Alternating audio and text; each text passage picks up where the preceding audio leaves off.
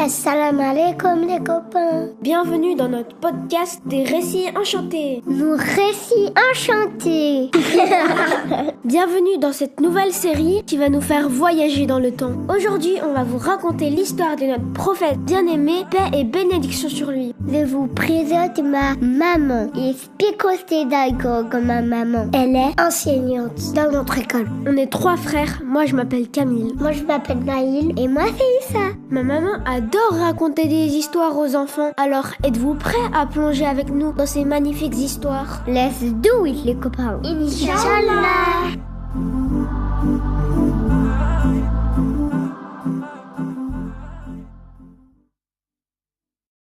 Assalamu alaikum les copains. Dans notre dernier épisode, nous avons vu comment Mohammed alayhi salatu wassalam a réussi, grâce à sa sagesse, à apaiser un grand conflit entre les tribus de la Mecque. Les années ont ensuite continué de passer, les gens lui faisaient confiance. Ils l'appelaient El-Amin, qui signifie le digne de confiance. Mais au fond de son cœur, quelque chose le préoccupait. Il aimait de plus en plus prendre du temps pour réfléchir, pour chercher le calme et se rapprocher d'Allah. En effet, le prophète Mohammed alayhi salatu wassalam s'isolait de plus en plus dans une montagne appelée la montagne d'An-Nur, proche de la Kaaba. Et dans cette montagne se trouvait une grotte qui s'appelait la grotte de Hira. Un jour, quelqu'un lui lança « Hé, Mohammed, pourquoi tu t'en vas? Reste avec nous, on allait parler du voisin. Il a fait vraiment quelque chose de grave hier soir. » Le prophète Mohammed alayhi salatu wassalam déclina la proposition et se dirigea vers la grotte de Hira, là où il avait pris l'habitude d'apporter quelques provisions et de s'isoler plusieurs jours pour méditer sur la vie, sur la création et sur les signes de la toute-puissance d'Allah. Oui, il croyait en Allah, mais sans vraiment savoir encore qui il était.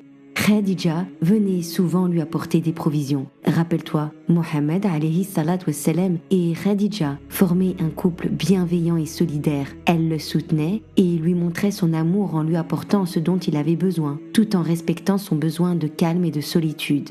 Quand il était dans sa grotte et qu'il voyait des pauvres passer, il n'hésitait pas à partager ses provisions, même s'il n'avait pas grand-chose. Vois-tu son caractère exceptionnel? Il n'avait pas beaucoup. Et pourtant, même avec ce peu de nourriture, il la partageait avec les autres. À l'âge de 40 ans, durant le mois de Ramadan, alors qu'il était dans cette grotte, le prophète Mohammed alayhi salatu wassalam reçut une incroyable visite.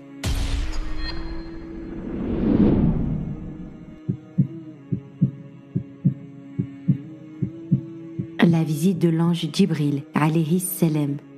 Savais-tu que quand l'ange Djibril alayhi salam visitait le prophète Mohammed sallallahu alayhi wa sallam, il prenait l'apparence d'un homme. Il ne venait pas avec sa véritable apparence, de peur d'effrayer le prophète alayhi salatu wassalam, car l'ange Djibril alayhi salam, dans sa véritable apparence, possède 600 ailes. Te rends-tu compte? 600 ailes. Ce jour-là, il visita donc Mohammed alayhi salatu wassalam. Le prophète prit peur en voyant cet homme dans la grotte. Il se croyait seul et l'ange Djibril lui dit, en le regardant droit dans les yeux, ce qui signifie récite ou encore lis. Mais le prophète Mohammed alayhi salatu wassalam ne savait ni lire ni écrire. Alors le prophète Mohammed alayhi salatu wassalam répondit, mais que dois-je réciter? D'autres savants ont rapporté que le prophète Mohammed alayhi salatu wassalam répondit, mais je ne sais pas lire. Face à sa réponse, l'ange Djibril alayhi salam prit le prophète Mohammed alayhi salatu wassalam, l'entoura de ses bras et le serra très fort pour lui donner la force de recevoir ce qui allait lui être transmis et le changer à tout jamais. Il le serra si fort que le prophète alayhi salatu wassalam sentit une grande pression. Puis, il le relâcha et lui dit de nouveau. Et le prophète répéta, mais que dois-je réciter? Je ne sais pas lire. L'ange Djibril alayhi salam le serra alors de nouveau, puis le relâcha et lui répéta une troisième fois.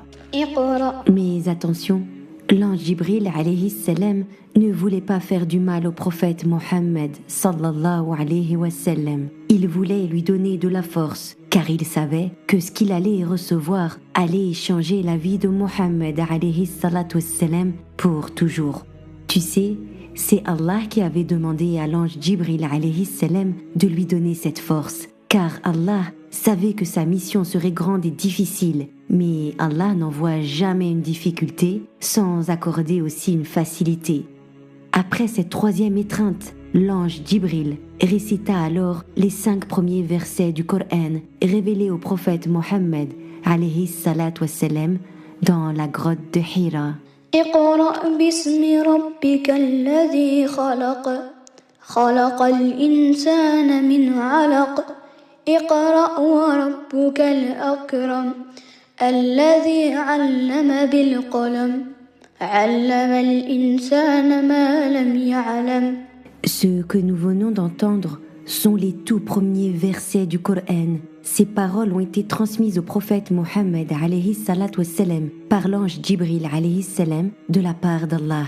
C'était la toute première révélation, le tout début du message de l'islam. Ces paroles rappellent d'abord quelque chose d'essentiel. Tout commence par Allah, le créateur de toutes choses. Allah rappelle qu'il est celui qui a créé l'être humain, même à partir d'une toute petite chose, et que c'est lui qui donne la vie. Puis, ces paroles parlent aussi de la générosité d'Allah, car Allah est celui qui donne la connaissance et qui permet aux humains d'apprendre. C'est lui qui a appris aux humains à écrire, à utiliser le stylo, à transmettre le savoir et à comprendre le monde qui les entoure. Et enfin, ces magnifiques paroles nous rappellent quelque chose de très beau. Tout ce que les êtres humains apprennent, tout ce qu'ils découvrent, vient d'Allah Azza wa Jal, qui enseigne aux humains ce qu'ils ne savaient pas. Le prophète Mohammed alayhi salatu wassalam mémorisa alors ces paroles, les toutes premières révélations du Coran. L'ange Jibril alayhi salam lui apprit également les ablutions et la prière. À ce moment-là, il n'y avait pas encore les 5 prières obligatoires que nous connaissons aujourd'hui. Celles-ci sont révélées plus tard, lors du voyage nocturne, que nous découvrirons lors d'un prochain épisode, Inch'Allah. Avant cela, les croyants priaient surtout la nuit.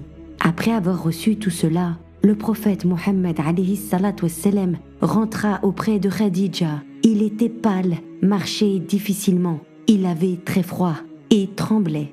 Dès qu'il vit Khadija, il dit « Couvrez-moi, couvrez-moi, s'il vous plaît, couvrez-moi !»« Oh mon cher Mohammed, que se passe-t-il? Qu'est-ce qu'il t'est arrivé ?» Khadija a couru chercher une couverture pour le couvrir. Le prophète avait toujours senti, tout au long de sa vie, que quelque chose de spécial lui arriverait, à cause des nombreux signes qu'il avait reçus. Mais malgré cela, ce moment était si intense qu'il tremblait de tout son corps. La première fois que le prophète reçut la révélation, c'était un lundi. Et c'est d'ailleurs pour cela que le prophète, alayhi salatu wassalam, jeûnait souvent le lundi. Il disait « Je jeûne le lundi, car c'est le jour où je suis né. » et le jour où j'ai reçu la révélation. Mohammed alayhi salatu wassalam raconta alors tout à Khadija. Un ange est venu, Khadija. Il m'a serré dans ses bras et m'a demandé de réciter, de lire.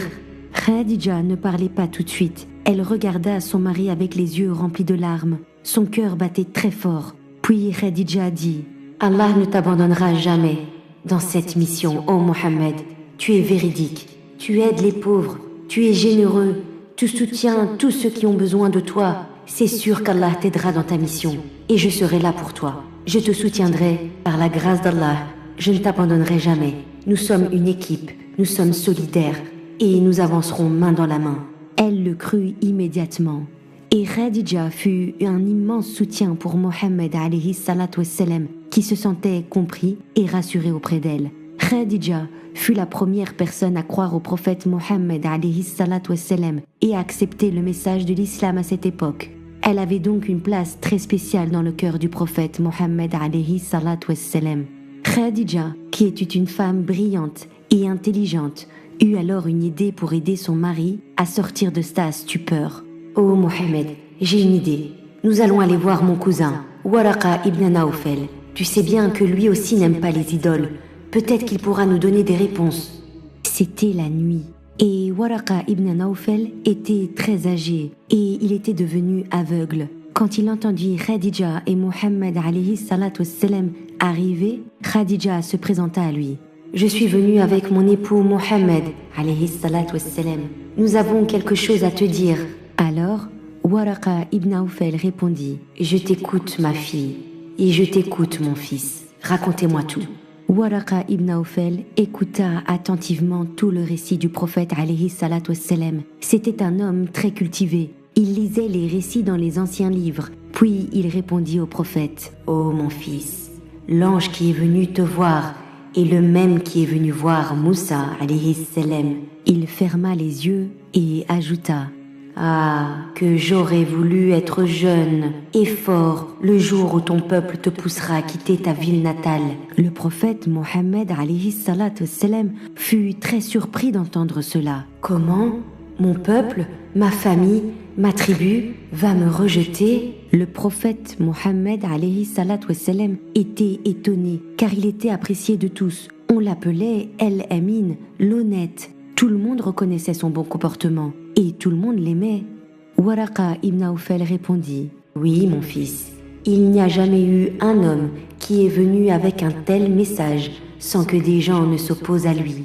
Les gens vont être contre toi et vont vouloir t'attaquer et même te tuer, comme ils l'ont fait avec les prophètes avant toi. Tu devras être fort, mon fils, car ta mission ne sera pas facile. Et si je suis encore vivant, le jour où ton message se propagera, alors je te soutiendrai, mon fils. » Peu de temps après cela, Waraqa ibn Nawfal décéda.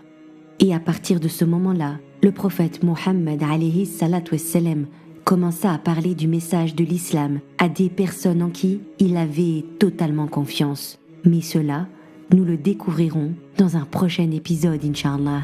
Et alors les copains, qu'avez-vous appris ? Nous avons appris que même les personnes les plus courageuses peuvent parfois avoir peur. Le prophète Mohammed alayhi salatu wassalam a eu très peur quand l'ange Jibril est venu lui annoncer sa mission. Et c'est normal. Nous avons aussi appris quelque chose de très important. Quand on traverse un moment difficile, Allah ne nous laisse jamais seuls. Lorsque nous vivons quelque chose de difficile, Allah nous envoie toujours une facilité avec. Regarde ce qui s'est passé. Allah lui a envoyé Khadija, une épouse aimante qui l'a rassurée et soutenue dans ce moment si intense. Et dans notre vie de tous les jours, c'est pareil. Quand quelqu'un traverse un moment difficile, quand un ami a peur, quand quelqu'un ne se sent pas bien, nous pouvons être aussi comme Khadija, quelqu'un qui rassure, quelqu'un qui écoute, quelqu'un qui soutient. Parce que parfois, une simple parole gentille peut donner beaucoup de force. N'oubliez jamais les amis, que seul on va plus vite, mais ensemble on va plus loin. Et n'oublions pas notre mission du cœur. La mission du cœur. Tu te rappelles que le prophète Mohammed alayhi salatu wassalam aimait se retirer dans un endroit calme pour réfléchir et se rapprocher d'Allah? Alors cette semaine, essaye de faire un peu comme lui. Trouve un petit moment de calme, peut-être dans ta chambre, dans un coin tranquille ou après la prière. Et pendant ce moment, pense à Allah, remercie-le pour ce qu'il t'a donné et parle-lui avec ton cœur. Parce que parfois, pour entendre ce que notre cœur nous dit, il faut simplement s'arrêter un instant et chercher le calme. Alors demande-toi ce soir, est-ce que j'ai pris un petit moment pour me rapprocher d'Allah aujourd'hui? Et n'oublie pas qu'Allah est toujours là, auprès de toi. Parle-lui et il te répondra. Et maintenant, place au quiz. Ouais, le quiz. Première question. Dans quel endroit le prophète Mohammed alayhi salatu wassalam aimait-il se retirer pour réfléchir et se rapprocher d'Allah? Oui, moi je sais, dans la grotte de Hira. Oui, tout à fait. C'était dans la grotte de Hira. Deuxième question. Quel ange est venu voir le prophète Mohammed alayhi salatu wassalam pour lui transmettre le premier message d'Allah? C'est l'ange Jibril alayhi salam. Oui, tout à fait, tu as raison. Troisième question. Quel fut le premier mot que l'ange Jibril alayhi salam a dit au prophète Mohammed sallallahu alayhi wa sallam? Et réfléchis bien. Il a dit Iqra. Très bien, masha'Allah. Oui, il a dit Iqra, ce qui signifie lis ou récite. Et maintenant, la question la plus importante. Qui a été la première personne à croire au message du prophète Mohammed alayhi salatu wassalam et qui l'a soutenu? C'est Khadija. Oui, tu as encore raison. Allahumma barik. C'est Khadija, son épouse, qui l'a soutenue dès les premiers instants. Aujourd'hui, nous avons donc vu que le prophète Mohammed alayhi salatu wassalam aimait prendre des moments de calme pour réfléchir et se rapprocher d'Allah. Et toi aussi, tu peux faire la même chose. Je te laisse méditer et peut-être partager ces enseignements autour de toi. On se donne rendez-vous très prochainement pour la suite de notre voyage sur les pas de notre prophète Mohammed alayhi salatu wassalam. À très bientôt les copains pour d'autres épisodes, Inch'Allah. À bientôt, Inch'Allah. À la prochaine, les copains, Inch'Allah.